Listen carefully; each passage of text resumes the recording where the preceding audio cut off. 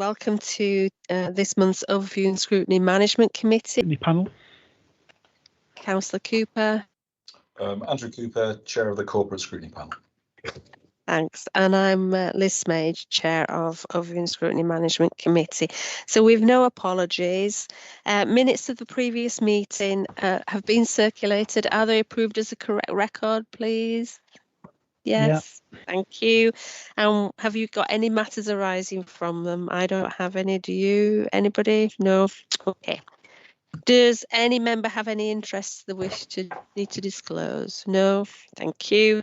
All items are in public and the meeting is being webcast live.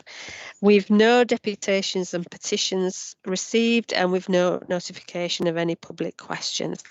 So we move on to item 7, and Councillor Pandor, thank you for being with us today. Councillor Pandor is here to set out his priorities for 21-22.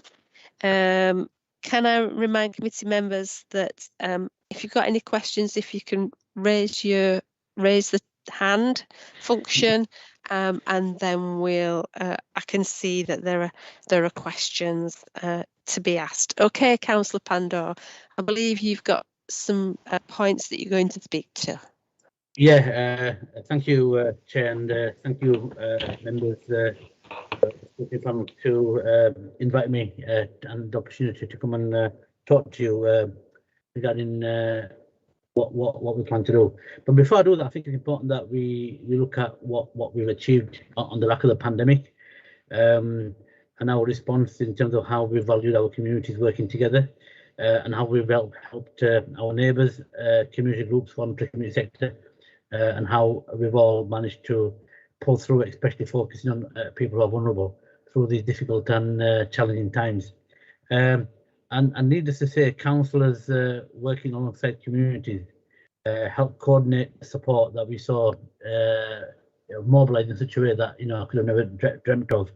And we should also recognise that we've pioneered in this council testing vaccination programmes, and the way we worked with our NHS partners in getting up the pop-up vaccination centres, that made it that bit more easy for us to actually get over the pandemic, although things are still pretty fluid in terms of where we are.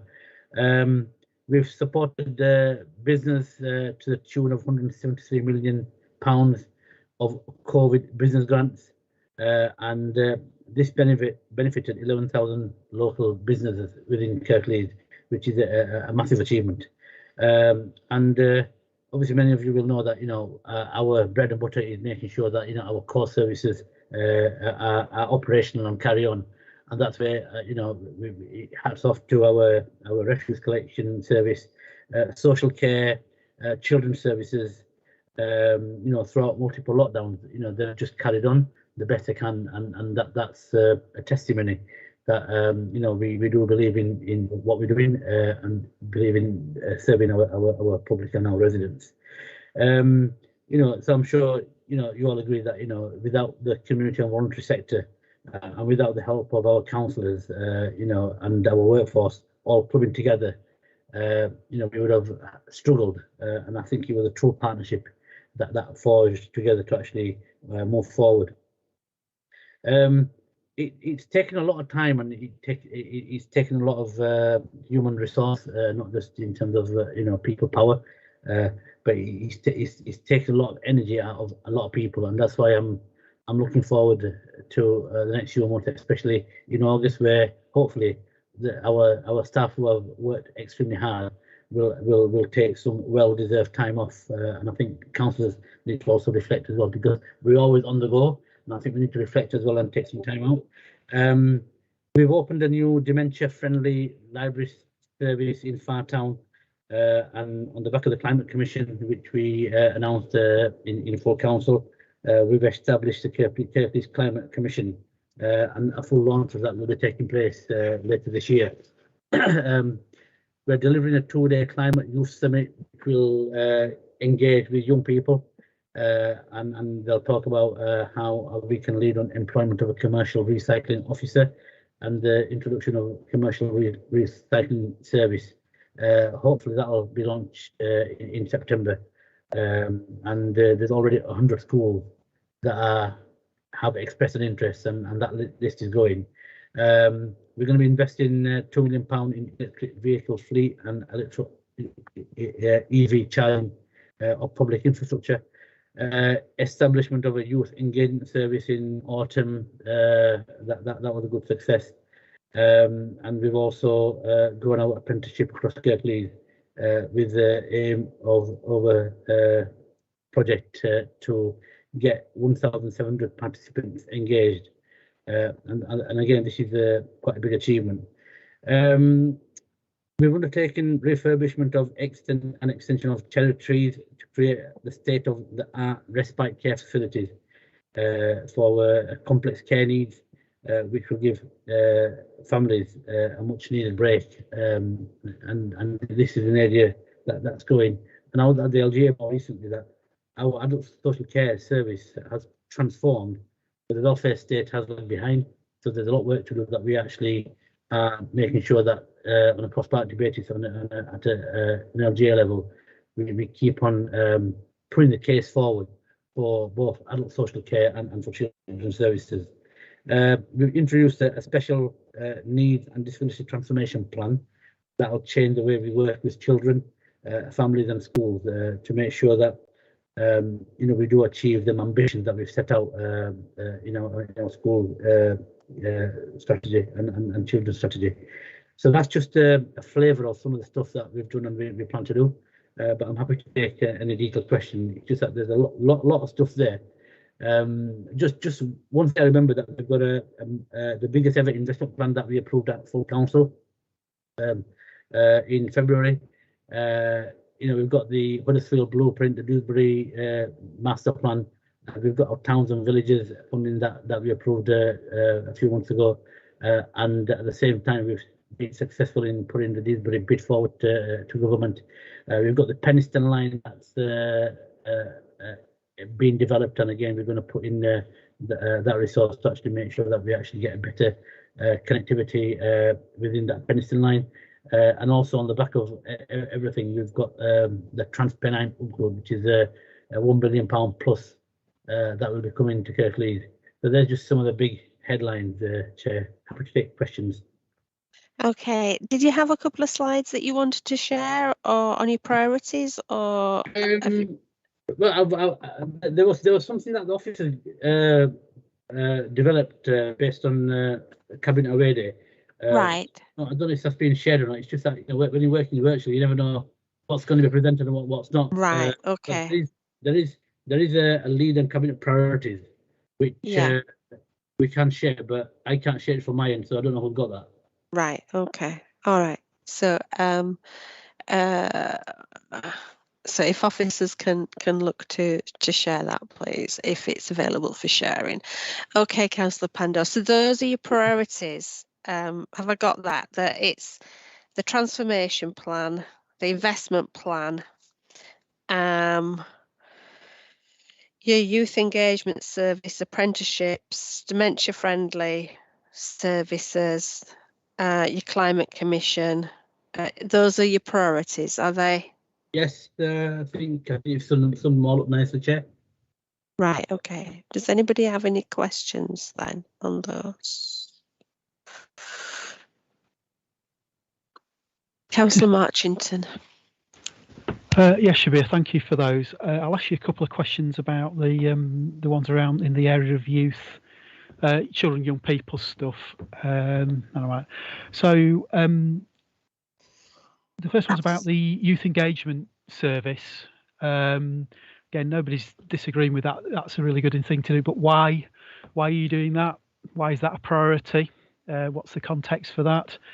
And again, the apprenticeships, I mean, really welcome that. I believe it's really good. But again, why is that a cabinet priority? And the 1,700 participants, is that an increase in what we've got at the moment? Is that, how we're engaging with local businesses? Just to unpick that a bit. And the third question, really, Shabir, are those the only two priorities in the area of children and young people's work? I'm sure there's a lot more priority in the area of children and young people, and I'll try and touch on that after I answer the two questions directly regarding the establishment of a youth engagement service, which is really there to work directly with young people and their families. And the focus is to provide information and support and to empower them to make decisions, to make positive changes to their lives. Now, one of the roles I had in a previous portfolio was the one that Carol Patterson does at the moment, and we had the network that we used to engage with, where we had care leavers or people or young people living in care, and one of the things that they valued to a great extent was the director of children's services and the lead member for children's and learning to engage directly, and that had a really good role. But what we've done is we've actually through the two hubs that we developed, one in Dewsbury, one in North Kirklees, one in South Kirklees, is to actually engage in meaningfully, because unless we actually engage meaningfully with young people and listen to them and develop our plan, they'll just feel that they're being ignored, and so that's the driver for that. In terms of securing funding to attract and support and grow apprenticeships across Kirklees over a 3-year period, the 1,700 participants, is a target, and the target is to make sure that the apprenticeships doesn't just look at young people the way we see them, and it's to make sure that we engage as broadly as possible. So I hope that answers your two questions. But in terms of young people, in terms of the shared priorities for Carol and Viv, they focus on improving the learning outcomes of all our kids, especially the attainment gap. And Andrew, you know, the teacher, that these are generational targets. But one thing good is that when our young people come out at 16 plus, they actually are performing a lot better than our counterparts in the local authorities. But still, the room to improve is there. So learning outcomes and getting that attainment level high is a priority. To fulfill our ambitions in terms of transformation in the way we support young people, and especially with special educational needs, that's the priority as well. And basically making sure that young people, whoever they are, have the ability and skills to actually live independently.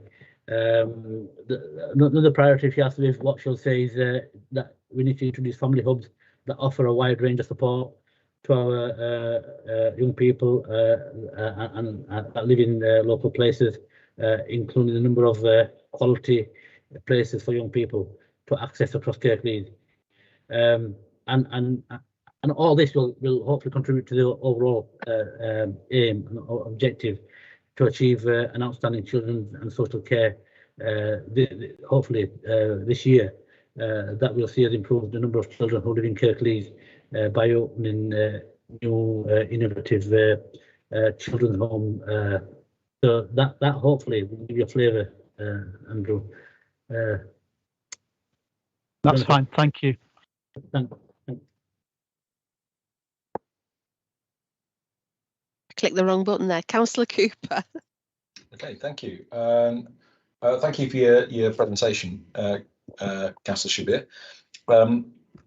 So looking at the Corporate Peer Challenge, which appeared 18 months ago now, pre-pandemic, one of the statements that was made in the report was the Cabinet and senior leadership team work well together. However, sharper delineation of roles between Cabinet members and senior officers needs to be articulated, as there is some confusion between the roles of members and officers. Members should develop policy, and officers should implement and deliver it. So there was obviously a bit of confusion there from the peer challenge team when they came to see this.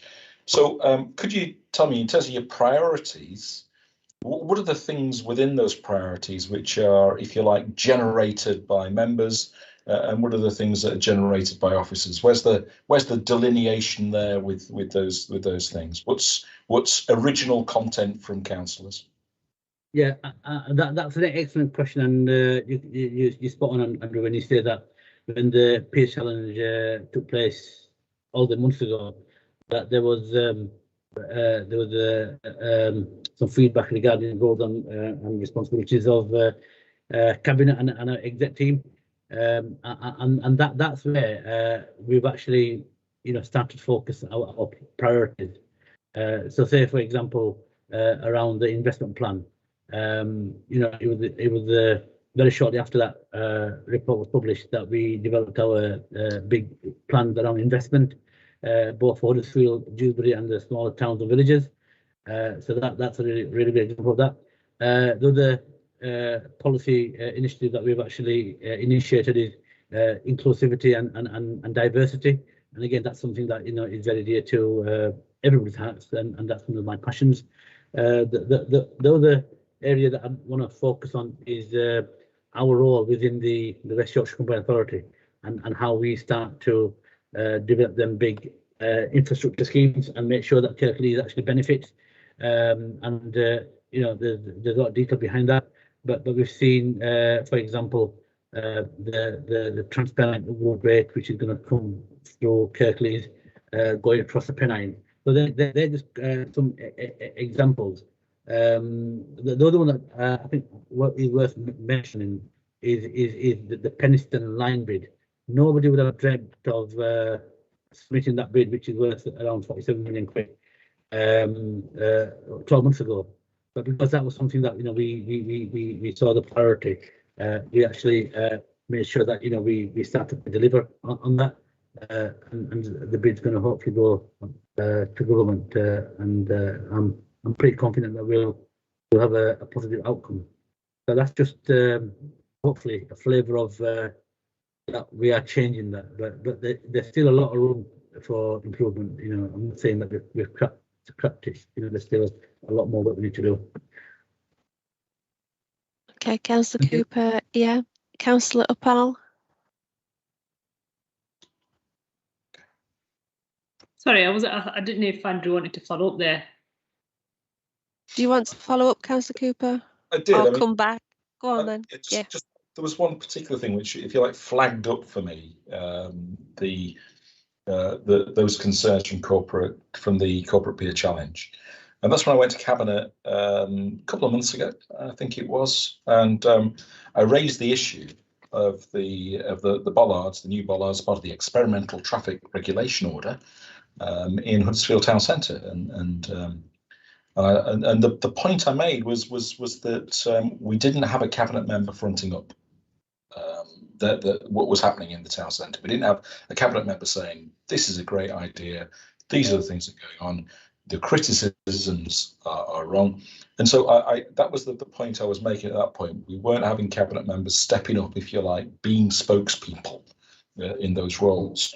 Whatever you think about the bollards in Huddersfield Town Centre, whether you think they're a good thing or a bad thing, we didn't have anybody doing that. And in fact, Councillor McBride got up and said, yes, I was something along the lines of, yes, I was a bit annoyed when I found out this was going on, which really told me that he wasn't, if you like, in control of that situation, or at least professed to. And so I do wonder, when you see things like that, and you do wonder how far we are a councillor and cabinet-led organisation or an officer-led organisation. I think your criticism is, I would disagree with you with respect, Andrew, and you would say that, because what I would like to feel that we are is in control, and what I would also like to feel that we are leading this organisation. And you just gave one specific example, but you will know, Andrew, that time in, time out, Councillor Peter McBride has actually stood up and challenged very robustly the comments that were coming through for the A62 Cooper Bridge corridor and the active travel and highway improvements within the West Yorkshire Transport Fund. Again, he's been very clear regarding the A629 Halifax Road Phase 4 improvement and the Phase 5 improvement. He's been very vocal and he's led on the Huddersfield Station Gateway. And to be honest with you, if anybody, I think Councillor Peter McBride is probably the most experienced and the most controlling and leading, to the extent that sometimes we're holding back, and I mean that in a nice way, because sometimes we've got to work collaboratively with other councillors, and that's where you need sort of like your skills about negotiation and looking at the greater good. So I hear what you're saying, but we, like I said, we haven't got all the answers, and if I did, I'd be misleading over the Scrutiny Committee. But we are in control, we are leading, and that is where the strength of this cabinet lies. And we have brought in new people to actually make sure that we actually also begin to forward plan and succession plan, because people will retire over time. Thank you. The cabinet's got bigger, hasn't it? It's more people. Yes, we've got big ambitions and big plans. So we've got one extra cabinet member. We can have up to 10. Okay, Councillor Ruppal. Thank you, Chair. So there's some good stuff here. I think the dementia friendly library I think is really good, and we do need to see more progression of dementia friendly spaces in design and stuff. So that's really good to see. And I think with the Kirklees Climate Commission, I mean, just a quick comment on that is, I'm glad that there's going to be a launch soon this year. I do think probably now we need to get a move on with it, and hopefully we'll see that over the coming year as well. I just wanted to ask a couple of quick questions on the business grants. 133 million, I think you said that had been given out to businesses, which is good news. Can I just ask if you're able to comment a little bit about how we'll continue to support businesses as we're coming out of COVID? There's still issues for a lot of small businesses. They're trying to get back on their feet and stuff. So is there any specific programs that we have in place post-COVID? And in terms of frontline workers, I'm sure we'd all like to join in with you in saying that, they did such incredible work for us at a time when we were told to stay at home. They were out basically, doing the work and make sure the services went ahead. So, our great thanks to all our frontline workers on that. The important thing you said about making sure that they are able to rest and, have some time at home with family and friends is really important, as is, income. Income is very important as well. And I know our lowest paid workers, we are higher than the government's national living wage, or we actually pay higher than that. But I was just wondering if the council would consider, the real living wage, which currently stands at £9.50 for outside London. I know a number of councils are considering that, and given what everyone's gone through, I think that is important in terms of what we're trying to do in tackling inequalities as well. So I don't know if you can say anything on that at the moment. Thank you. Yeah, thanks. There's a lot there, from the Climate Commission right through to the real living wage, and you probably are aware, Councillor Uppal, that we're going to be launching the first meeting is going to take place tomorrow again in the Climate Commission, and Professor Andy Golson of Leeds University. We're really fortunate for him to actually get on board, and the Commission meeting will be meeting, and a full launch event will be planned later on this year, because it is a priority, and we do need to get the people who are expressing the field to actually help us get and achieve our ambition by 2038. You mentioned the grants of total £173 million of COVID business grants. If I could go to government and say we want more money and continue that money, right, along with the help that our residents got, say for example, the £20 uplift in universal credit to continue beyond the deadline. I would always argue for that, but unfortunately I don't have that power. But one of the things that we're doing is under my new role at the Combined Authority, I will be taking up leading the business, economy and innovation, and that's where we're looking at making sure that we actually do start to provide the opportunities to the all business, especially the SMEs. The SMEs, they are the engines of our economy that drive innovation. And I'll be working with Tracy, our new mayor at the Combined Authority, and you probably are aware that she did actually come to Huddersfield early on in this week, not just looking at the blueprint, but she was also looking at how we can actually innovate and provide support to the very business that you're talking about. Tracy is actually leading on the economic recovery board and the plan of the Combined Authority, and there'll be some stuff that will come out from there, which then I will then pick up the detail. My vice chair is somebody called Andy Wright. He used to be the chair of the Business Investment and Growth Panel, but because of the changes in the Constitution and how the LEP and the Mayoral Combined Authority operates, he will no longer have that role. That's why that role come to me. But that doesn't mean to say that he's disappeared. But one of the things that I'm very keen to do is, despite the change, I want to try and keep the people that are already there to drive the agenda forward, because we do need to make sure that, say for example, the triangle between London, Cambridge and Oxfordshire in terms of universities that do all the research and development and business policy development, they take 2/3 of all the funding that comes out of government. But what I'm trying to do is I'm trying to make sure that along with Leeds, or should I say West Yorkshire, Liverpool City region and Manchester City region, that imbalance is balanced up, and that probably goes with the leveling agenda. Really, that's an interesting point, and I know that that's something that you're passionate about, I'm passionate about, and you're passionate about. Last week, Mayor Brabin, along with Andy Burnham and Steve Rotherham, launched a Pen9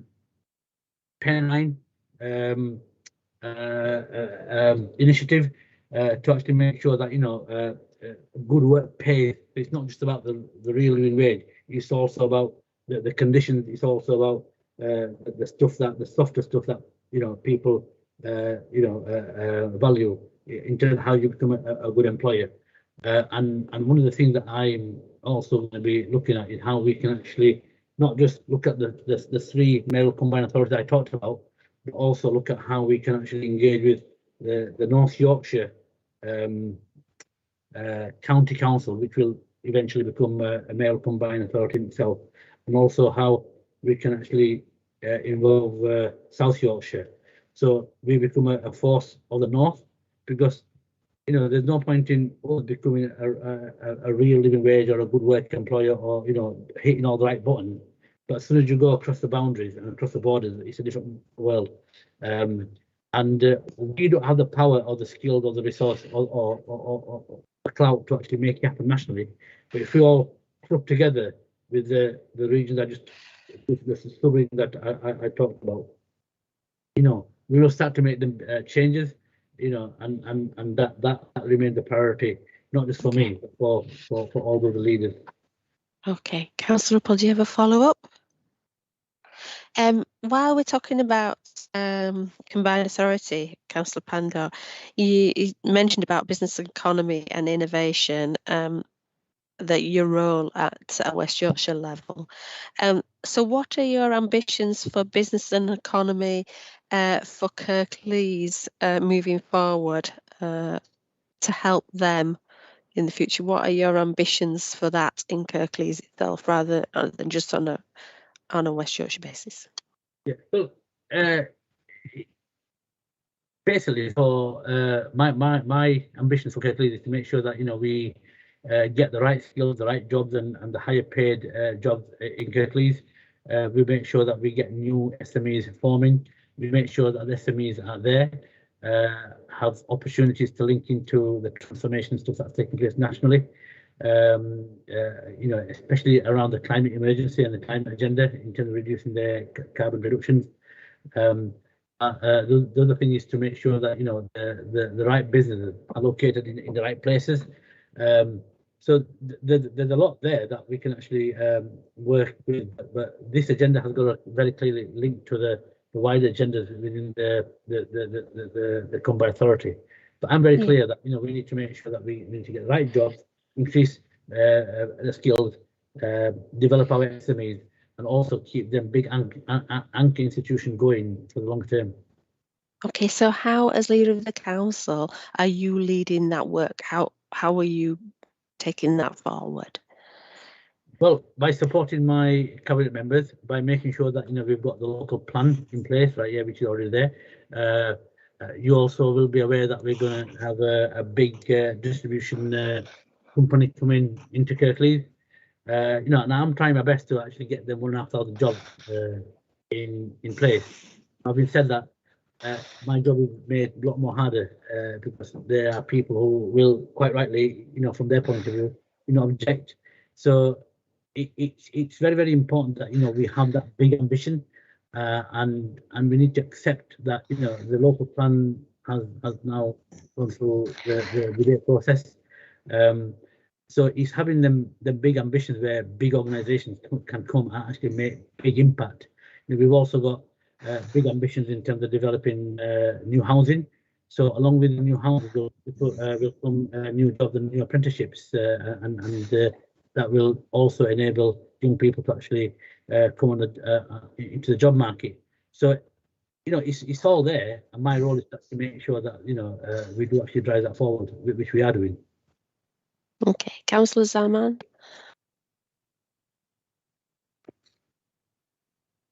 Thank you, Liz.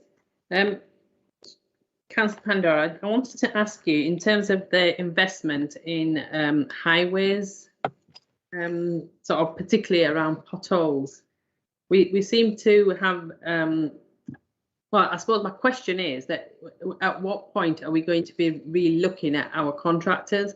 Because in my opinion, I don't feel that the contractors we're using are doing a good enough job. The work has been done, and before they've filled and moved on, the potholes are back, you know, in the same place. So it's either that they're using very cheap material and not doing a good job, because you look at the complaints and the amount of inquiries we're putting through to councillor inquiries, you know, it's just getting bigger and bigger. And at what point are we going to start re-looking at whether this is an effective contractor that we're using? I don't want to start making, and I think you should be cautious as well, because I don't want to start criticizing your contractors, because this is a public meeting, and I don't want to say anything that could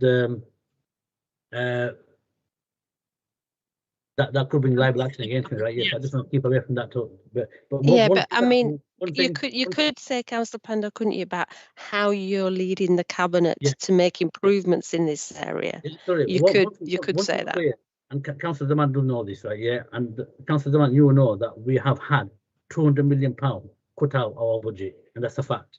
Also, we know that the pothole budget, the government that gave us the money, has actually taken that money away. So the bottom line is the lack of investment. Now, if you have a problem in terms of the pothole standard and how they're doing it, then you need to pick that up with the relevant office. I can't comment on your individual pothole. It's not just my ward. I'm talking about across Kirklees. Yeah, if you want to ring me, Habiban, right, you know, and let me know, because I can't comment on individual potholes. As far as I'm concerned, you know, the potholes I've seen and people that do ring me about, I do actually address. But the big issue in their ward isn't about the pothole; it's actually the lack of investment, and that's where we need to focus on. Because one of the things that we actually keep on arguing with the LGA is we still need to make sure that, you know, the years of underinvestment is leveled up, because what's happening at the moment is the leveling up agenda is actually making councils go against councils, communities go against communities, and the bit of money that we get through isn't really going to make them big differences. You know, what we need a policy and a strategy, and we need government to actually rebalance the public sector finances in the way that, you know, it's actually needs led. It's actually based on the condition of the road, because we have a backlog of road repairs totaling 165 million quid. Now, at the current rate of investment, bearing in mind it's a 3-year plan, you know, it'll take best part of 80, 90 years to get to where we need to get. But by that time, the condition of the road will actually get worse, because the road that we are doing today, will, in 10 years' time, will need to be redone again. So it's a whole argument about funding. And the example I gave you earlier on, in terms of the triangle where the university research and development budgets are spent, it's that kind of stuff that we need to get more resources in to places like Kirklees and up north. And that is Okay. And that's where my role is very, Yeah, very. I'm just wondering. Sorry to interrupt. I'm just wondering if Councillor Zaman's point about investment in the roads and the problems with potholes, if Councillor Zaman, were you sort of meaning that the Cabinet ought to look at how the value for money is, if Councillor Pandor, you're saying there is a reduced amount of money for these things, so can the Cabinet look at the value for money that we are getting for the work that the council is carrying out? Is that sort of where you're coming from, Councillor Zaman? It's clear, right? Yeah, we have a very clear procurement process, right? Yeah, and this is why what Councillor Zaman is saying, right? Yeah, you need to think about, you know, because it's argument that I used before, that perception is very, very dangerous. And the point I'm making is that we have a procurement process, we have everything's above board, it's all transparent, all accountable, and it is what it is. And the best bidder puts in. That is not what I'm questioning. Let me finish, please, right? Yeah, because, you know, you're making some serious allegations. And we need to clear them up. Yeah, no, Councillor Pandor, I don't think there was any allegation. Councillor Zaman, do you want to come back? All I'm asking is that, you know, the potholes that they actually fill is the same potholes that occur again. So why are they occurring? You know, because it's not a case of we're having such adverse weather that pothole has reappeared. Show me them. So yeah, so I can remember, I don't know whether anybody else can remember, but I can remember your Cabinet looking at different ways of doing this work. And so I wondered if there was anything in the Cabinet members' priorities to actually revisit that. Councillor Marchington, did you want to come in on that before Councillor Pandor comes back? Yeah, we did. There was some investigation done 3 or 4 years ago about different ways of repairing potholes, which what happened to that piece of work. Are we looking at and again, that fits in with the comments about Councillor Zaman's making about and you've made about value for money. Are the potholes being repaired in the best way possible? It'd be really good to see what happened to that piece of work. Yeah. And see what Cabinet's doing about that. Yeah. Yeah. Councillor Pandor, over to you. Right. Okay.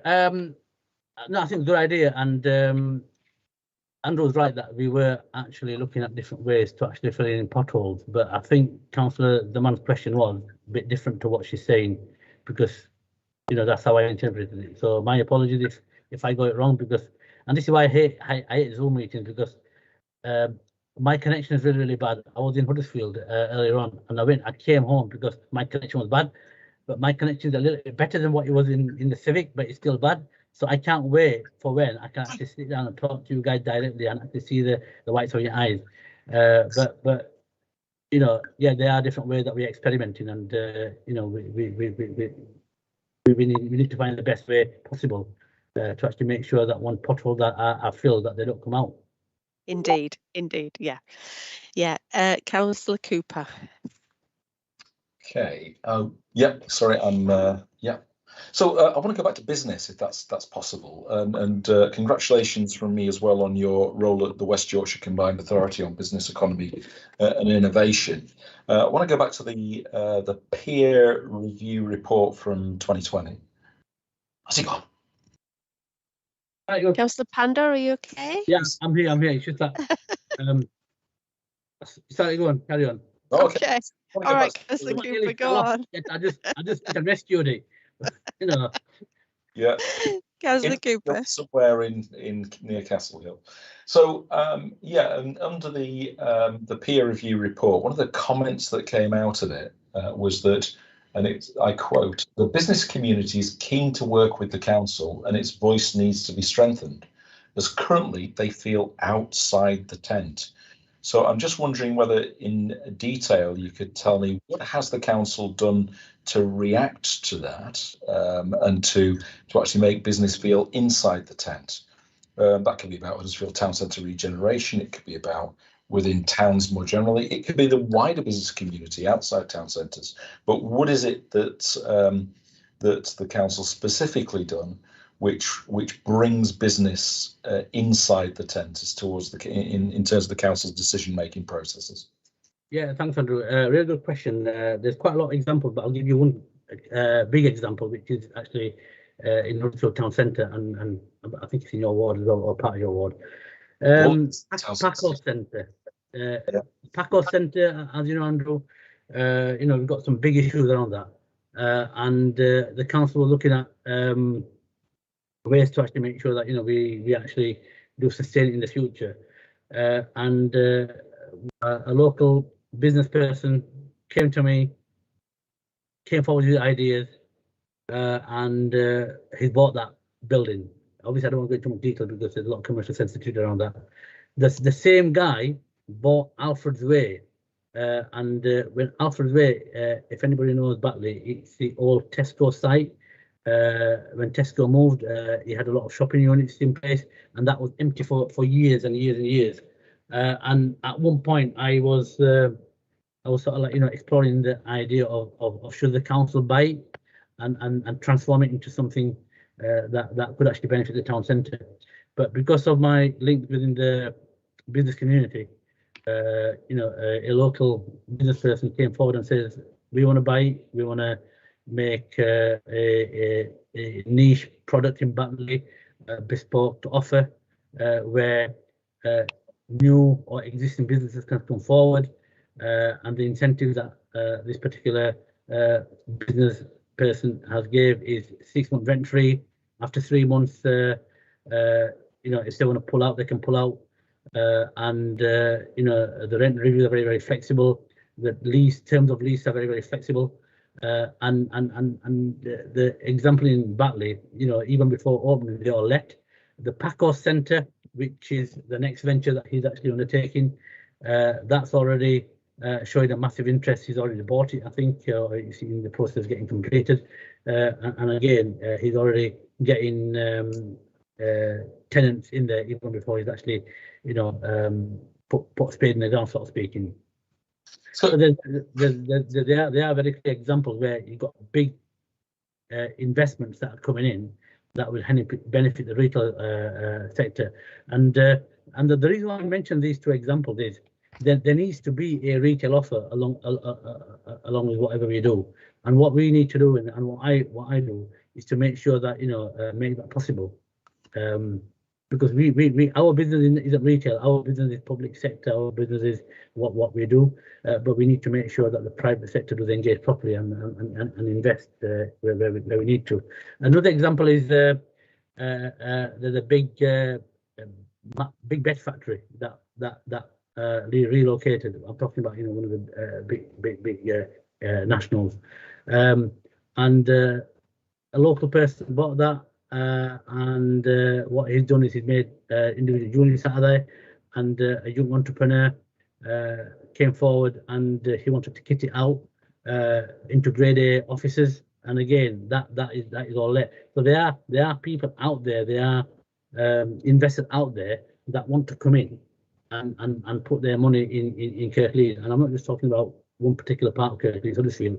All the examples I've given you, except for the Paco Centre, are in North Kirklees. Councillor Cooper, did you want to come back? Yeah, and thanks for the examples. It's really interesting to hear them and quite illuminating.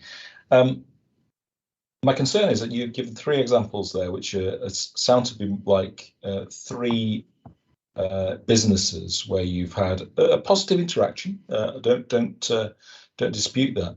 But I'm sort of really looking, when I look at the peer review report, it seems to be about not those individual reactions, but the business community, how we engage with the business community and get the business community involved. Chambers of Commerce, for instance, town centre partnerships, those sort of things. Opportunities for us to engage wider business more in the structures of the decision makings we have, not individual deals or things that we're able to organise.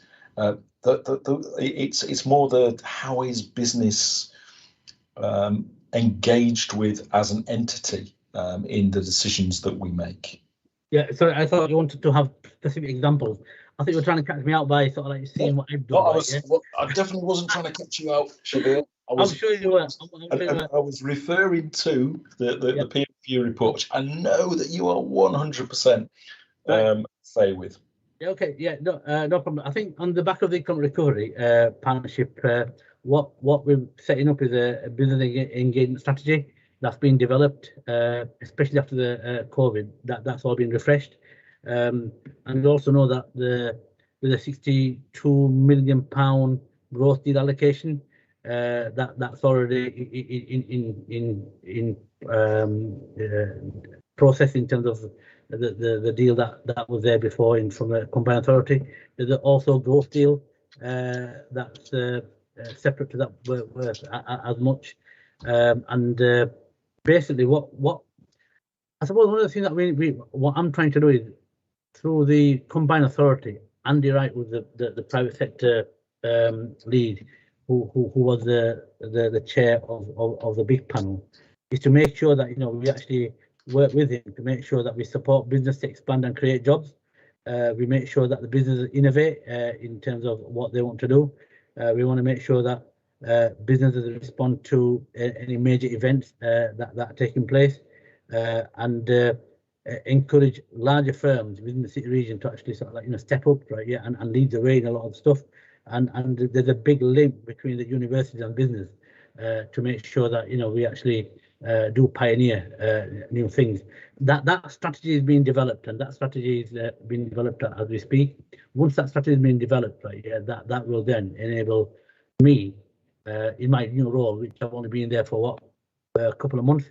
We've not even had a first meeting, but I've been meeting a lot of people behind the scenes before the actual things that launch properly. So there is a lot of work to do, and I think there's an opportunity, Andrew, especially the recent forecast, from what I understand, that the recovery is taking place, but we're making the same mistakes in terms of people are still getting left behind, and that's one of the things that we don't want to do. We can't allow that trickle down economics to actually be the norm. We need to actually make sure that everybody's actually going to benefit, and that's why inclusive growth will be a key element in terms of that business offer that will be giving to the business world.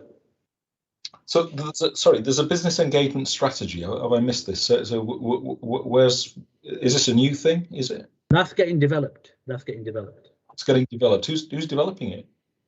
That's being developed through the partnership at the combined authority, and we will be key players. It's a combined authority thing, not a council thing. Yeah, it's combined authority.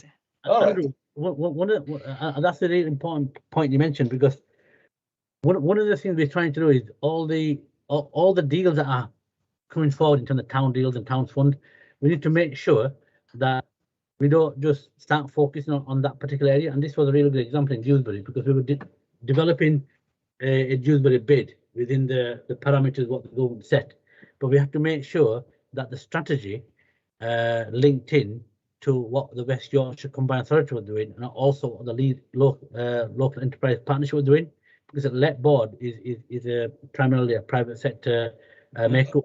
Leaders all sit on it.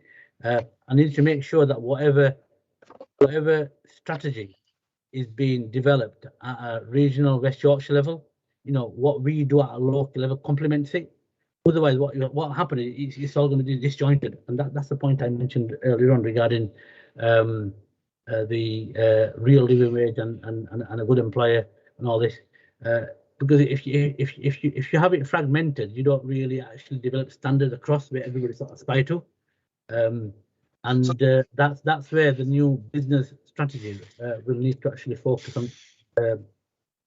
Can I just ask one more follow-up, and then I'll leave it? Yeah. Because I'm trying to get to the nub of this really. So we've got the Huddersfield Blueprint, Dewsbury Blueprint, all those sort of things going on. So on a practical basis, when we're looking at business engagement, how is business as an entity engaged in the development of the blueprints? We have a business forums. We have the business community that we met 3-4 days ago. They were part and parcel of what we were doing. When Tracy Brabin, the Mayor of West Yorkshire, came, all the partners were there, from Kingsgate to the Packhouse Centre to the university to the college to the health sector and SME representatives and the new head of the cultural heart, and they were all there. And one thing that I was really pleased about, and I think this is a message we need to actually take out at the council, that we will share the same ambition and the same priorities as the mayor. Because at the moment, everybody's knocking on her door in terms of resources, and that's where what we have in place, the engagement that we've developed, she see that. And one of the things what Tracy said, and I think this is something that's going out, is we need to make more out of what we're doing, because there are a lot of plans, there's a lot of ideas, there's a lot of strategies, a lot of projects, a lot of programs we're developing, and we need to make more of that. So I think from what you're saying, Andrew, that's what I'm taking away, that we need to actually. What you described as an invitation to an event, not to my mind, engagement. Okay. Andrew. All right. I remember when I first became a councillor, one of the questions I asked your colleague, Councillor Simpson, is how do you plan, identify, manage, and develop programs? And I think you answered on his behalf and said that Shabir, that's not his role. His role is to actually manage the politics. So I suppose I'd actually change that around and say that actually we have got officers, right? Yeah, and we have got people who will pay a lot of money to actually drive the ambitions and the policy that we set, and that's where the detailed work gets done. Of course, as a leader, I've made a lot of links. I've made a lot of relationships. I've actually gone to a lot of forums where I actually go and promote and sell Kirklees. But I'm a politician. We have to make sure that we rely on our professionals to actually develop and deliver based on what the ambitions and the priorities and the policy of this council is. And that goes back to your first point. That's what we do, and that's where the role and relationship is very, very clear. We can't have politicians get into a space where it's officers that need to do that work, and that's very, very clear. Okay. I don't disagree. It's not quite what I was. So can I just take up on this point about councillors? We talk a lot about councillors being at the heart of the organisation. And so how are you as leader going to be taking that forward in this sort of after everybody's been dealing with COVID, in the sort of the restart of everything? How are you going to, as leader, ensure that councillors are at the heart of the organisation as part of your priorities? Yeah, this focus on the place-based working that we've developed. And, we've got 7 place partnership leads. Who are all councillors, and one of the ways we're going to be doing that is actually developing citizen engagement, which is about developing design principles for citizens to engage with. And I think one of the things that the pandemic has taught us, right, is there's not only that face-to-face meeting, right? There's also using IT and new digital infrastructure to actually do that. Using the place standard. A number of wards have developed the place standard, a number haven't. We need to make sure that place standard is used as a tool to make sure that we engage all our residents to actually develop a standard, and I know Harpreet's got one developed in her ward. It takes a lot of effort, but it's well worth it. Develop a citizen outcome focused process where again councillors are at the heart of it, and this is something that we need to actually make sure that we drive forward. So that's how I see. Right. So you're saying that councillors at the heart of the organisation in their ward, in their area. How are you leading councillors at the heart of the organisation on a strategic level, so that councillors have involvement, as well as cabinet members? Councillors have involvement in that strategic, those strategic things. Yeah, put in layman's terms, right? Yeah, we have a plan. The plan is through the 7 place-based partnerships. We've allocated £500,000 this financial year to actually help them. We've also allocated £1 million to actually start to look at mental health and what we're doing. That's been there a while, hasn't it? Yeah, exactly. But it's been there a while. But our example is, right, how do we then start to make that real in terms of at a locality level? Because one of the things that I keep on hearing about is strategic, right? Yeah, and what I say is, you can talk about strategy and plans as much as you can, but what difference is it making on the ground? And that's where councillors are in the process of making all that happen. Okay. Can I ask as well, we've talked about master planning, and you've got town centres, Huddersfield and Dewsbury, and you had your cabinet report that came in March on Hetmond, White, Cleckheaton, Batley and Holmfirth. So what are your priorities in relation to the other centres that we've got across Kirklees, so that nobody gets left behind in all of this? Well, we have a limited pot of money, and we will be looking at other centres. As of which centres your question might be, I can't tell you that, because there's still a lot of planning and thinking and data gathering to do. But there will be more towns and villages that will be getting resources in the future. Okay, in the future, right? Okay. Right. Does anybody have any other questions they wish to ask? Councillor Cooper. Yeah, I sort of look at things like highways, where we've got a lot of programs which are slipping quite a lot, and that's due to a number of factors, but a big factor is the lack of staff to deliver programs. I've been promised time and again about a particular traffic calming scheme, but it's not a single example. There's quite a lot around the place. We got regeneration projects, the blueprints, obviously, all those and everything that's associated with them coming along. We're part of a lot of infrastructure projects which are happening right the way across the country. So how are you going to deliver on schedule these projects, or what action are you taking to ensure that we deliver on schedule with these projects?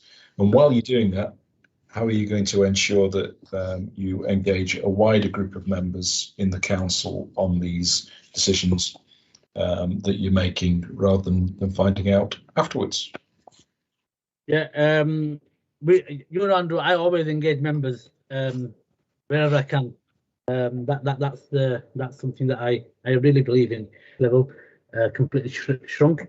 On the back of the investment that we planned, we've now divided up the role that was Carl into 2 roles. The one's David Shepherd and the other one's Colin. And what we're doing is we're actually putting in workforce development plans to make sure that we have the right staff at the right place with the right resource to deliver on the investment that we've planned. So there'll be programs that are getting developed, and an example of that again, Andrew, with the highways program, that should all be programmed with specific projects and timescales in the next 3 years. So that should already be happening. In terms of, sorry, what was your question, Andrew? Your final question regarding members. Yeah, how do you involve members in that? Well, the example around highways I gave you was the highways officer should have already made contact with you in terms of, you know, looking at your priorities, looking at how you want to divide that money up, and looking at how you profile that work. So that should already be taking place.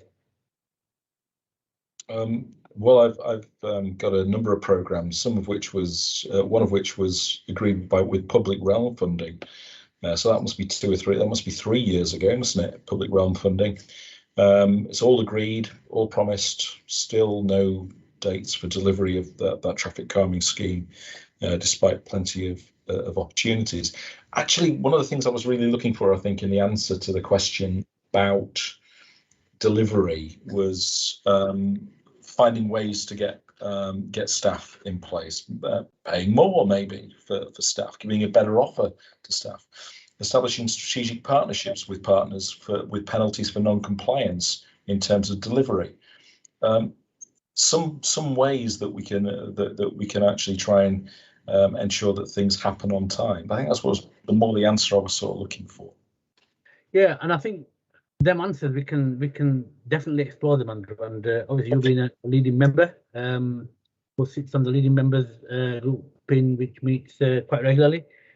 These issues we need to sort of address there, because your experiences will probably be similar to other people's experiences, and that's where together we need to actually, you know, bring these to the attention of the chief exec, who can then provide us with a response. So I'm sure there'll be something behind it, but yeah, we need to carry them conversations on.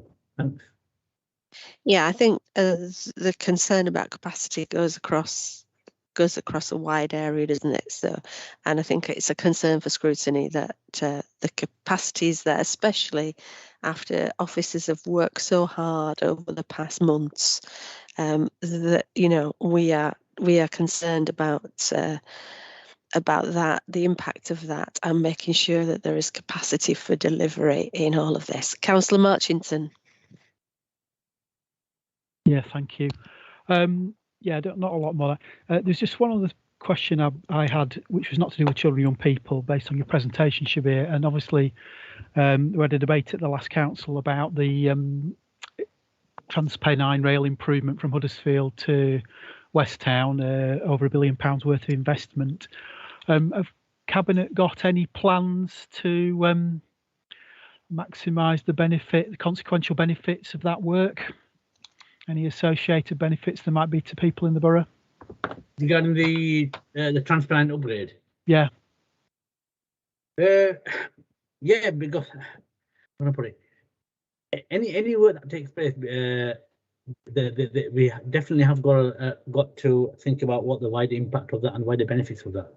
And one of the things that I know Peter McBride is very, very keen on, also, like, you know, is very close to this Transpennine upgrade route, is to engage more younger people in actually developing their skills and making sure that the employment comes in, and any contractors that actually are successful, that take that local employment initiative forward. Also, there's an element around the communities getting together, and there's always room for whoever the successful contractors are to work with local community groups and develop sort of like, you know, creative stuff around local arts project, and they go down quite well.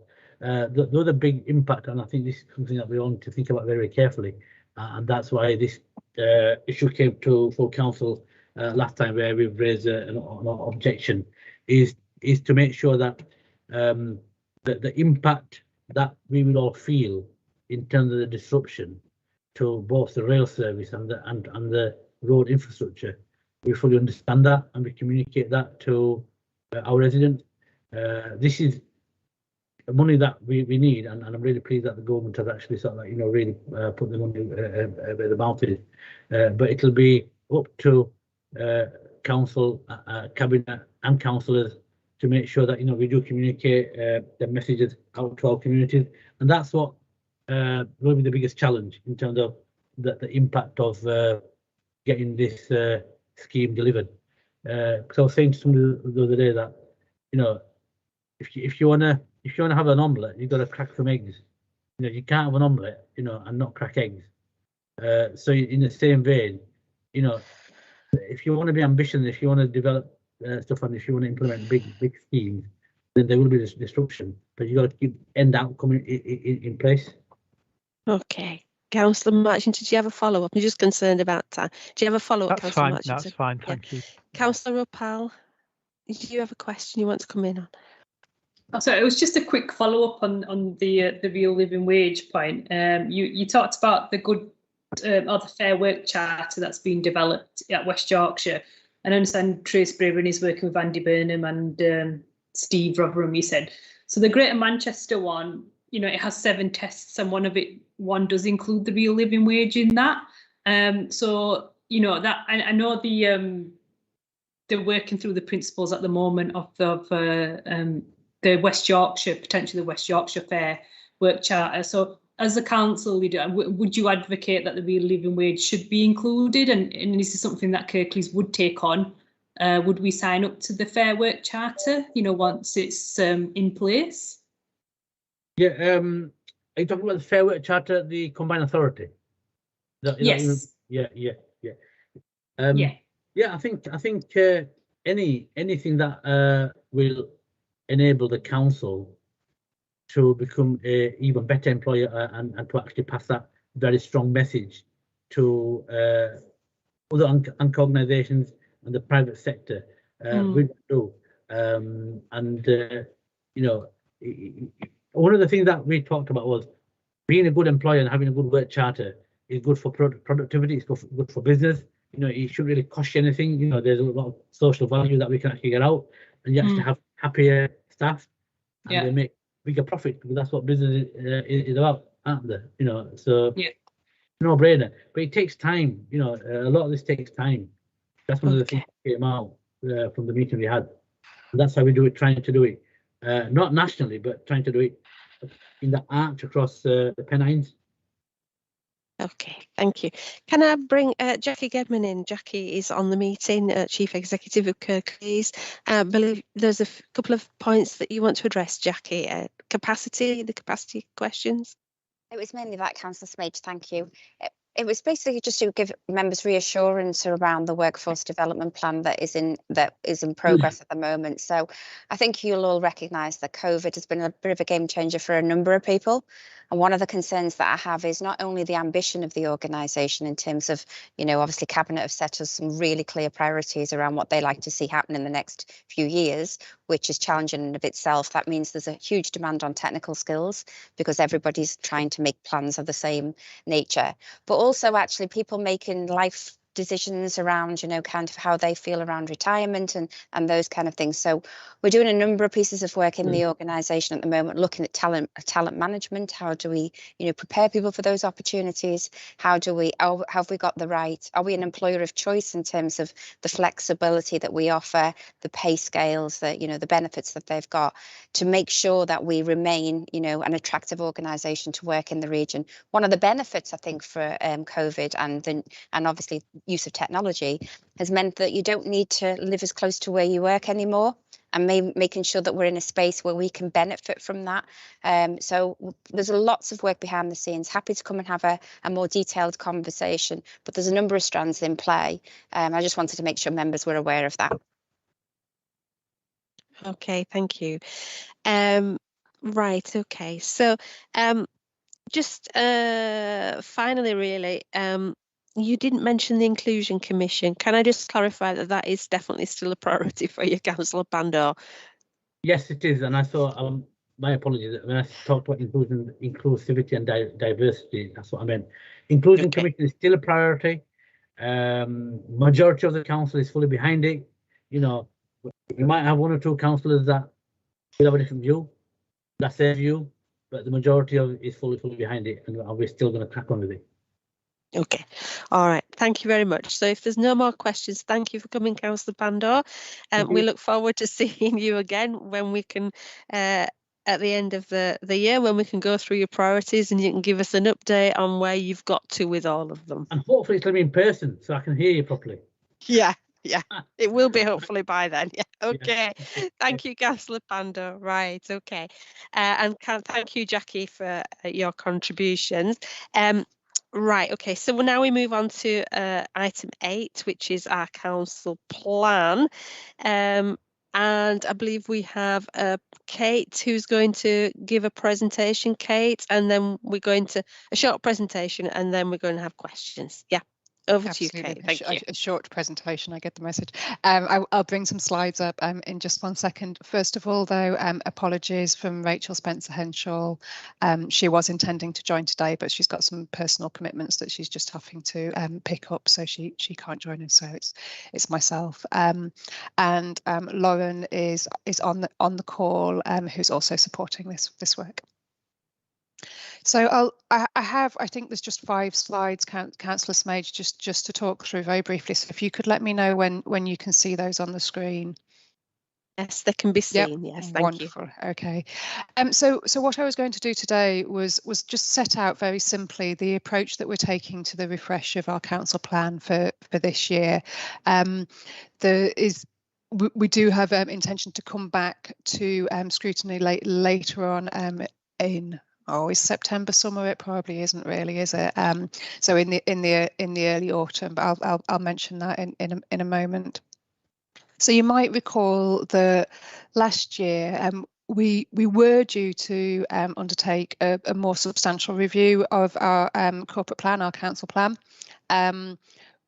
We didn't, as a result of pressures caused by the pandemic, both in terms of staff capacity and also in terms of member capacity for leadership as well. We did a 1-year refresh last year, and we are proposing that, again, what we do in this year is to refresh rather than fully rewrite and revise the council plan. Looking to establish a council plan that would take us through to spring 2023, so slightly longer than a year, with a view to then being able to do a more fundamental piece of work that kind of revised our approach. So what I'm setting out here in terms of approach is in the context of that refresh rather than full rewrite. As a consequence, there are a number of things that we're proposing that we retain in the refresh that we do. We've got well-established shared outcomes. They stayed the same last year, and we're proposing that they stay the same again this year, with one caveat that I will come on to.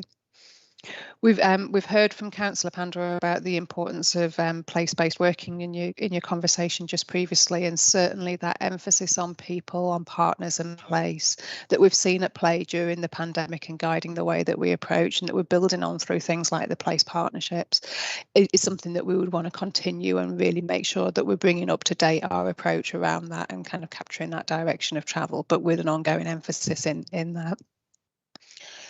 Last year, we introduced 3 new values that we'd seen at play, and we played them back. We've seen them at play during the response to the pandemic: inclusion, kindness, and pride.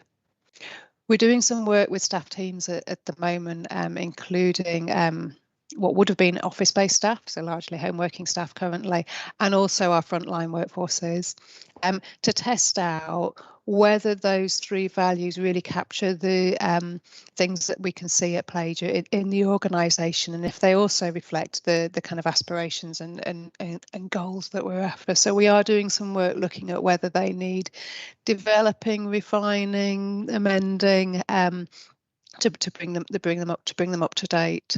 So that work we will play into this year's refresh.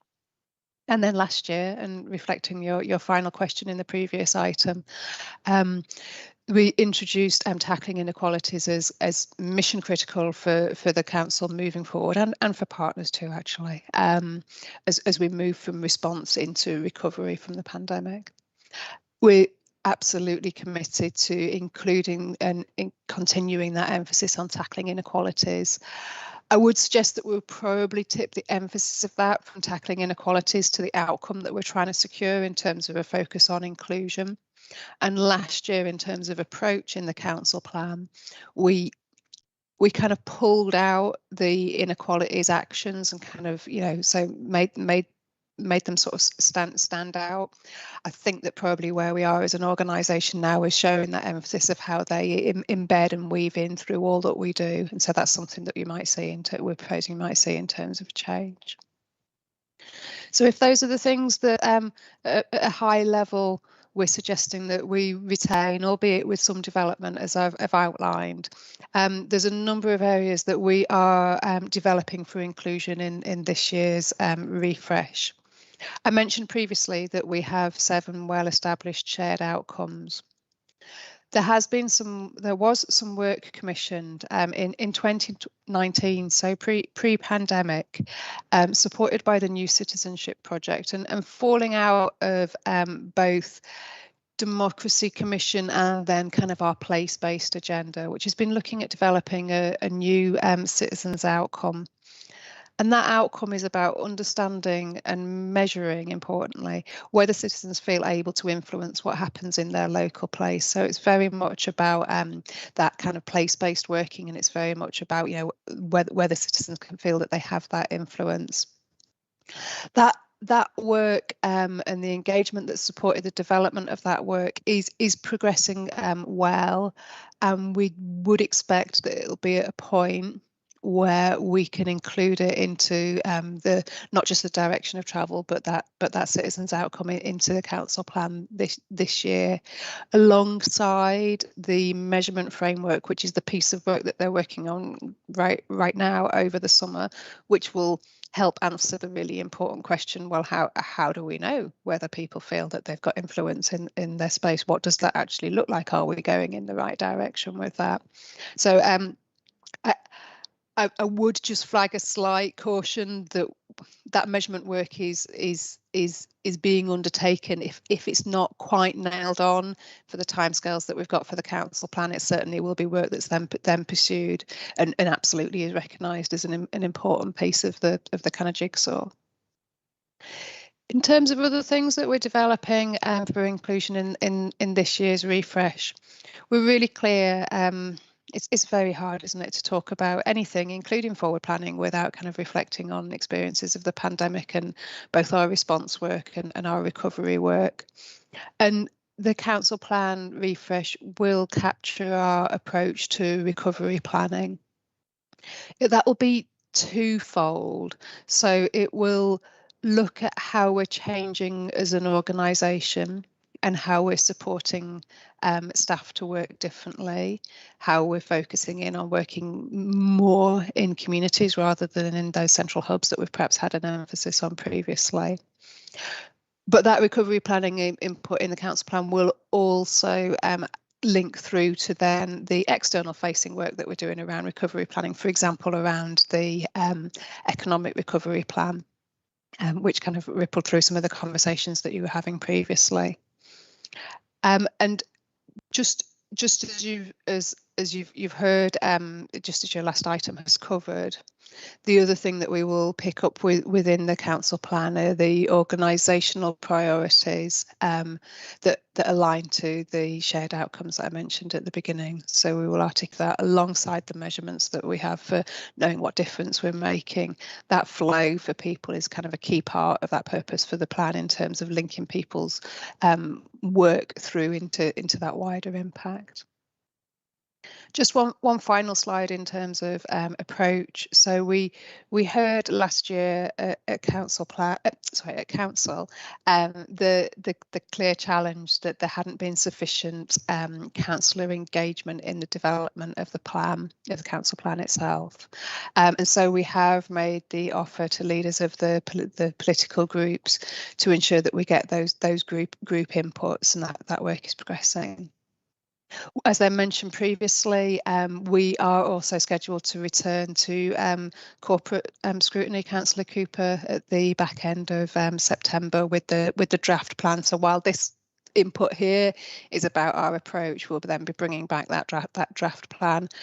We have a target of cabinet through into council, because obviously this is on the policy framework for the constitution in mid-October. Just to say two further things, if that's okay.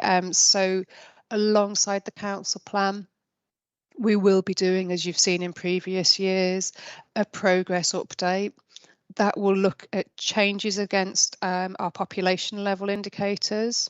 It will look at the delivery that we have delivered against the commitments that we've made in the previous year's refresh, as well as an update on other key achievements made. It is important to recognise, and we address this each year, that our population level indicators are just that. They're not just metrics for what we're doing as a council. So they're subject to all sorts of trends, and we will certainly see that in the update this year.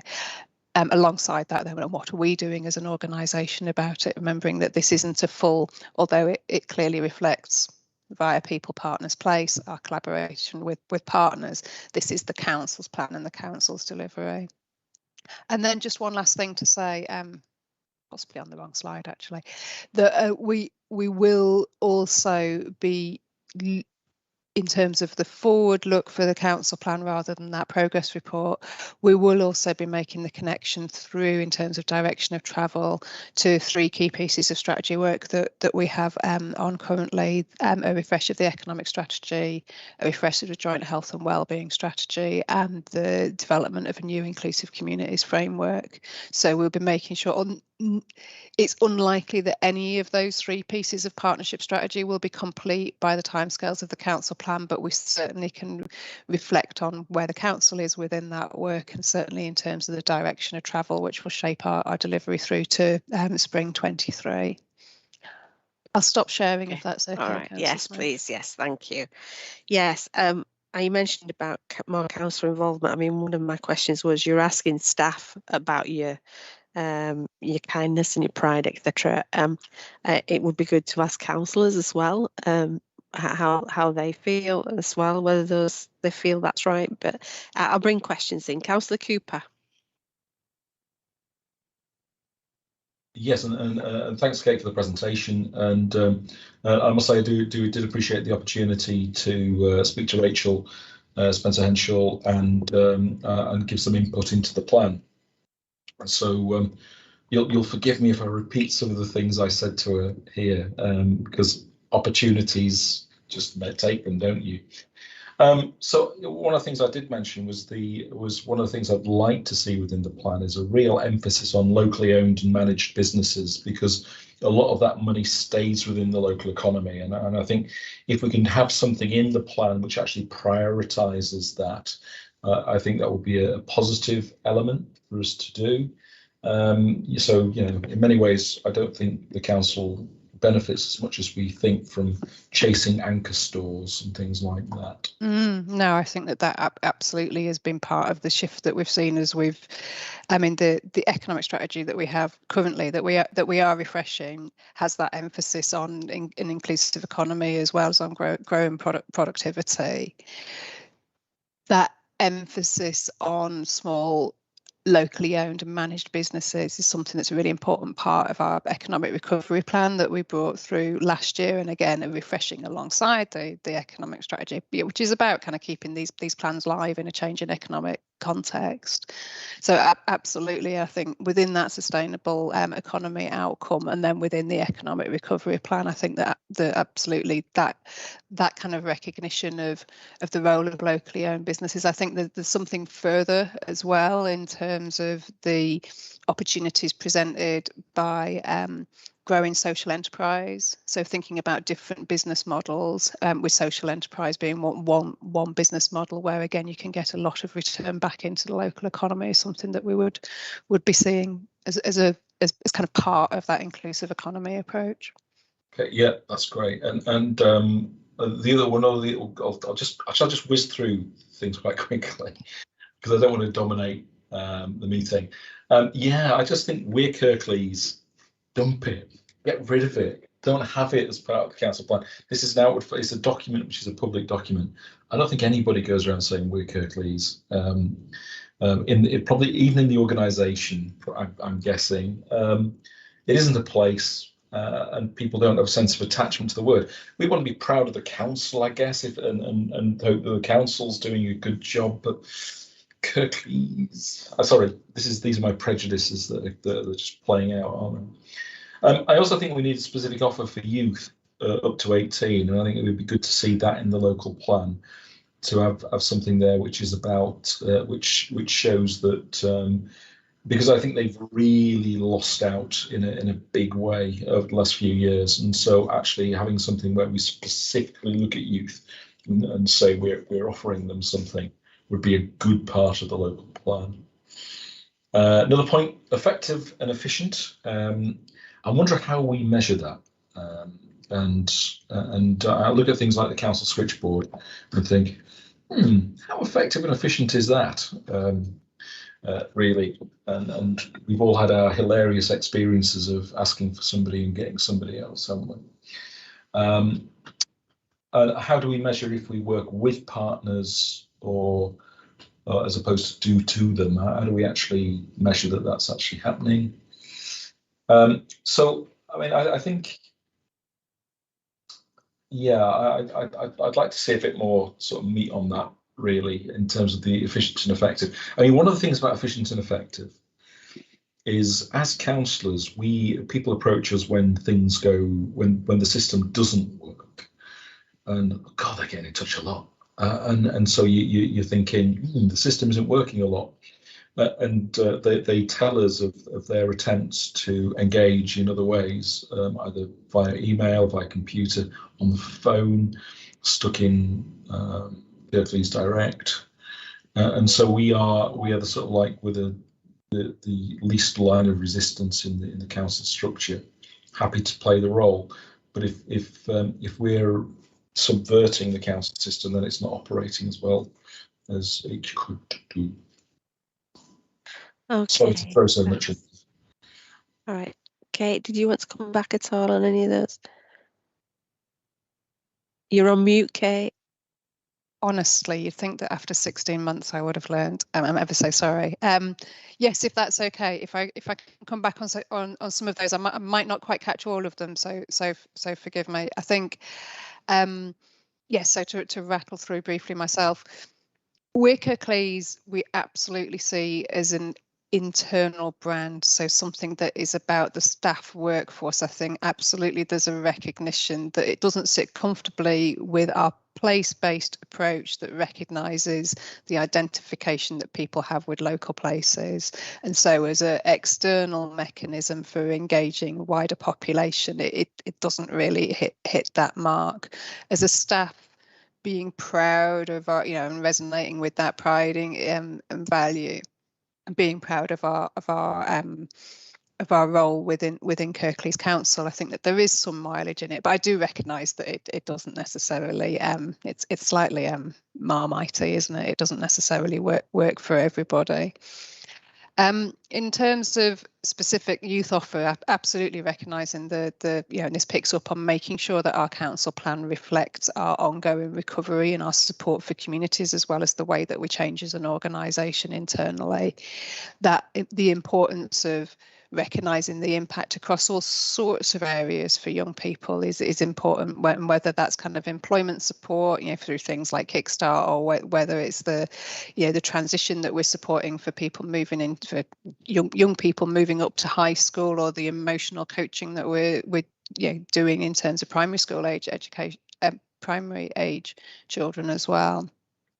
There was in last year's council plan, there was some of the early work identified around the family hubs, and I think that's something that we will certainly return to in terms of giving an update in terms of progress. But and obviously we have a best start outcome which captures that work, but I think, and we have an increased recognition of the importance of a life course approach that recognises what happens at different stages in life has an impact on people's opportunities throughout. So I would certainly expect to see that within the council plan, and you can tell me in September whether we've got that right. The citizens outcome that I mentioned previously, and the measurement framework that's being developed as part of that, should help in terms of measuring, are we working with rather than doing to? that should really help in that space. So how are you going to measure that? I do not know, Councillor Smage. That's the work that they're on with at the moment. And better minds than mine on it. So as I said, there is literally this month, next month, a piece of work with council input with some partners and some people that have done work in other places, looking at just that question. So how would we understand it? And obviously we've got tools like the click survey and things like that, which will help, but we're not presupposing that the answer is just with the things that we've got at the moment. It may be that there's other things that we need to develop.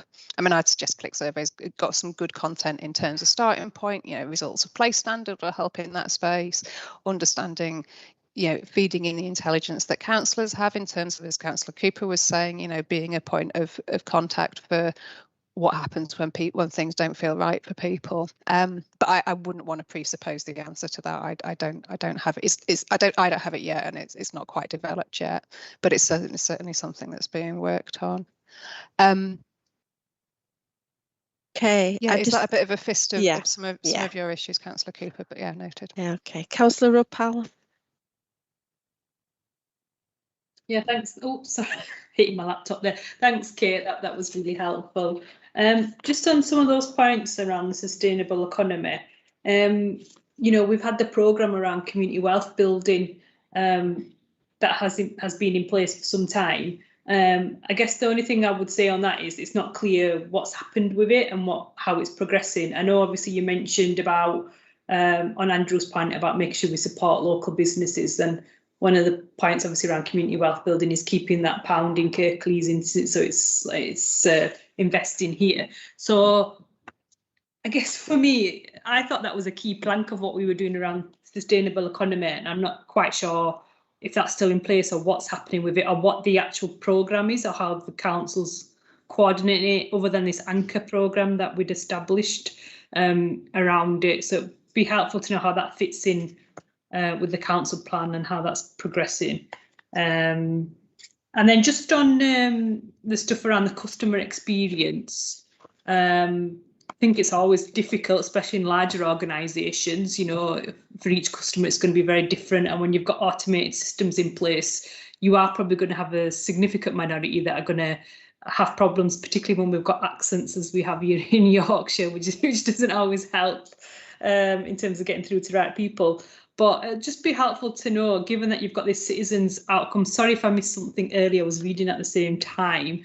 But I don't know, like when the last customer engagement review was done, or if that's something that will be done around customer outcomes, citizen outcomes as well. But it'd just be helpful to know how we do review customer engagement at the council as well. Thank you. So to expand a little bit on the kind of inclusive economy point that you're flagging, and the work that we started a couple of years ago now in that space, I think probably one of the reasons behind the need for your question, and I think you're right, it's an entirely legitimate one, is because the work that we've done certainly over the last 12 months or so has had much more of an emphasis on embedding that inclusive economy work within our wider economic regeneration activity. So whereas when we started off on that inclusive growth journey, we needed to kind of unpack it. We needed to spend that time looking at, making the case for it, frankly. I think that we have now reached that point where it's much more embedded in the sort of day-to-day economic regeneration that's led out of David Shepherd's department. So you can see it in and not just in that department. So you can see it in the work that we've done around social value, bringing in new tools to make sure that we're levering social value out of all of our spend, particularly our larger contracts, and are continuing to understand what that Kirklees pound, effectively, as you say, but also the West Yorkshire and the Yorkshire pound as well. We live and work within a wider economic area, so we do look at that sort of scale too. you can see it. So I know you were asking Councillor Pandor previously about the Fair Work Charter, and that's something that we've had as a commitment in our economic recovery plan at a local level. It's something that we see as really important and really exciting that we can develop it with West Yorkshire and indeed Liverpool and GM colleagues, so that again it reflects those travel patterns and there's a more consistent approach across that wider northern region.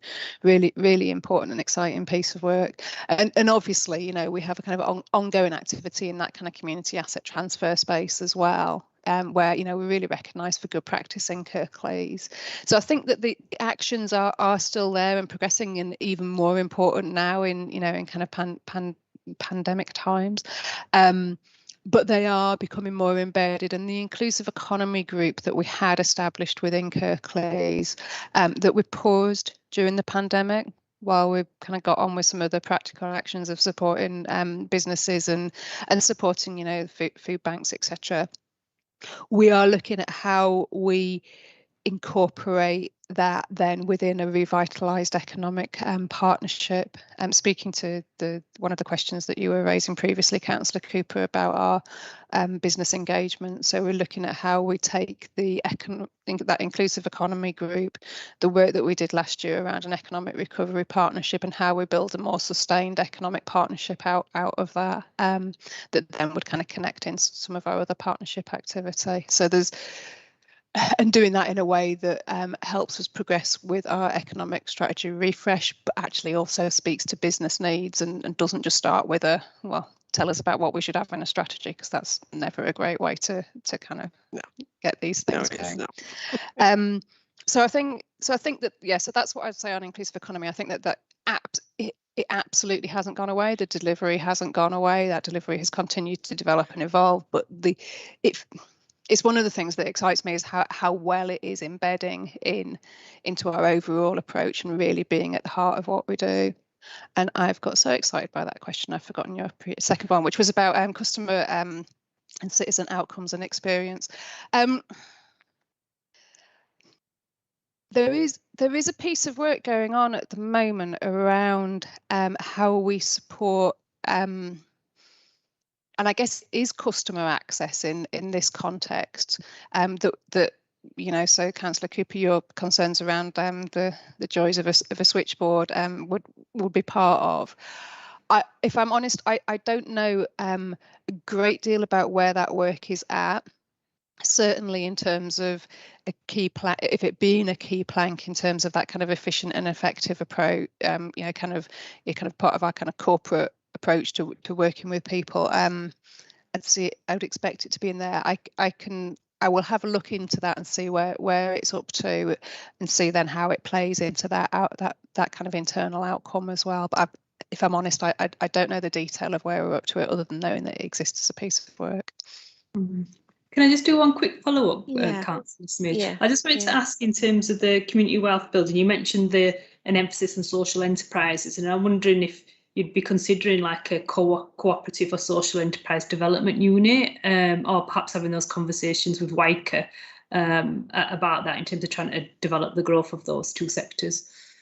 Yeah, I think the WICA point is a really helpful one. I think that with the new mayor in place, there will be, and you know, this is it's only reading the very public runes, but you know, there will be a stronger emphasis on social enterprise and cooperatives through that sub-regional route, and that absolutely that chimes. And there's loads of good practice, isn't there, in Kirklees that we would want to build on, and you know, recognising the importance of that kind of like business to business, peer to peer learning. We'd want to make sure that we were drawing on experiences of some of those well-established social enterprises within Kirklees, and the real interest that there is here from our third sector partners as well in growing in that space, as well as the university actually. So, but yeah, I do think that there's opportunity at a sub-regional level to help kickstart some of that. Okay, thanks. Does anybody else have any other points they wish to raise this time? No? Okay, thanks, Kate. So we've given you some points there. If you could include counsellors far more, and not just put counsellors in a sort of a box of place-based working, and actually involve them in you know, place-based working is extremely important, don't get me wrong, but councillors also need to be involved in shaping things as well in the council, don't we, as part of that. Councillors at the heart of the organisation. Okay, and we'd be very interested to see later on down the line, when you go to corporate scrutiny, how you've measured how citizens are feeling about involvement in their local area. I think that would be an interesting piece of work to understand. Yeah, absolutely, for sure. Yeah. Thank you. That's really helpful. Thanks ever so much. Thank Cheers. you. Okay, Bye. thank you. Right, panel, then we'll move on to the scrutiny work programmes. So if we can start with children's scrutiny panel. Councillor Marchington, do you have anything you wish to raise on your work plan? Not particularly. Quite a lot of work was done on it prior to our first meeting. We have had a meeting with Councillor Kendrick and Councillor Patterson about incorporating their personal cabinet priorities, which we've done successfully within the existing work programme. Will be our next meeting. We're going to be looking at again things we talked about before in terms of visits to partners and to frontline services to corroborate some of the information, and we're just looking how we might integrate that effective feedback from panel members into future public meetings. Okay, thank you. Councillor Cooper, have you anything to add on corporate? Yes, at our next meeting, August 16th, I think it is, we're doing financial monitoring. We'll be looking at particularly looking at income and how income has been affected by the pandemic, and be having a bit of a deeper dive into corporate landlord, looking at buildings, and obviously there's been a number of businesses which have folded, and that will have a knock-on effect on the council's income, bad for the business concerned, but also for the council as well. And also looking at things like car parking and the impacts that the pandemic has had on that as well, on the council's bottom line. So mainly financial monitoring next time. A lot of stuff lined up for later on in the year.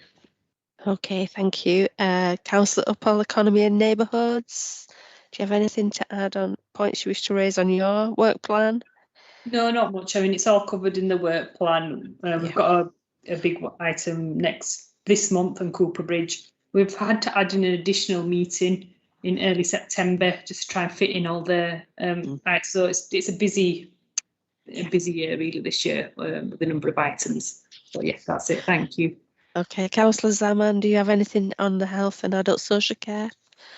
Well, our panel members have actually shaped the work programme for the year, and we held a workshop to actually look at that, and all the information is there. Okay, thank you.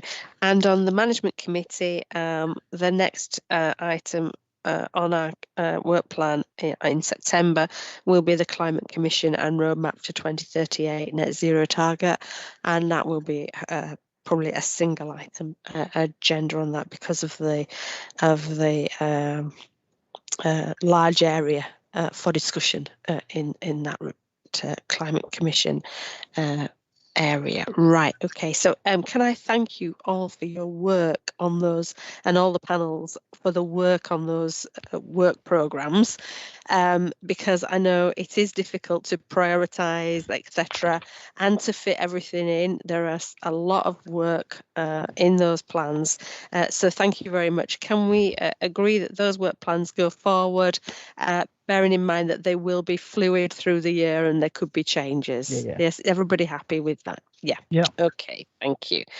Right, so we've talked about the current work programme, the next meeting. Is there any other business that anybody wishes to raise? Okay, no. Thank you. So thank you very much, everybody. That is the end of the formal meeting. Can I just ask members just to stay back from the formal meeting for just a couple of moments, please? But thank you ever so much for attending, everybody. Thank you. Thank you.